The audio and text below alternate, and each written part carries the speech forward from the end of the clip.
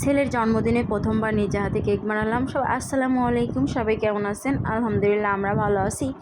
আমার খুবই ইচ্ছা ছিল যে আমার ছেলের জন্মদিনে আমি নিজে হাতে কেক বানাবো, সেটা করতে পেরেছি। প্রথমবার কেক বানানো, জানি না কেকটা কেমন হয়েছে, সবাই কমেন্ট করে জানিয়েবেন ফার্স্ট টাইম কেক আমার কেমন হয়েছে।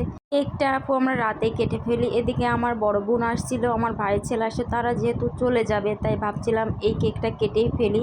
তাই রাতেই কেকটা আমরা কেটে ফেলি, সবাই অনেক আনন্দ করি। এদিকে আমার শ্বশুর আব্বা রাতে দেখি তার নাতির জন্য একটা ছোট্ট একটা কেক নিয়ে আসছে, সেটা দেখে আমার ছেলে তো খুবই খুশি। আর দাদা দাদির ভালোবাসা পাওয়া একটা ভাগ্যের ব্যাপার, যেটা আমার ছেলে পাচ্ছে, আমরা কখনো পাইনি। হ্যালো, জন্ম জন্ম বলো to you, happy birthday to you, আমু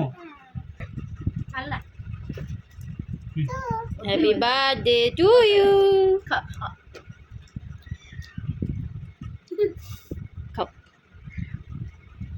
দাও দাদিকে, দাও দাদিকে, হাত দিও না, তুমি হাত দিও না, হাতে নষ্ট করো না।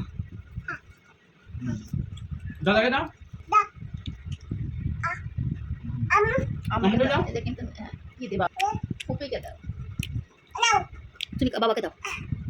সোনা বাবাটা, আমার বাজান, আমার কলিজা, সেই ছোট্ট ছেলেটা আজ কত বড় হয়ে গেল দেখতে দেখতে।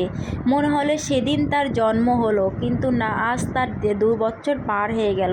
সবাই দোয়া করবেন আমার ছেলেটার জন্য, আমার কলিজাটার জন্য, যেন সে মানুষের মতো মানুষ হতে পারে, বড় হয়ে মানুষের সাথে ভালো ব্যবহার করতে পারে।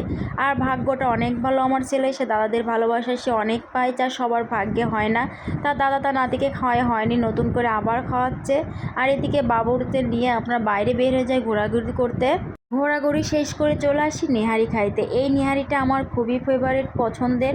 আমি বাইরে গেলে এই নিহারিটা খাই। আর সাথে ছিল রুটি। আর ভিডিওটা আমি বেশি বড় করব না, এখানে শেষ করছি। ভিডিওটা কেমন হয়েছে সবাই অবশ্যই জানাবেন। সবাই ভালো থাকবেন, সুস্থ থাকবেন। আল্লাহ হাফেজ।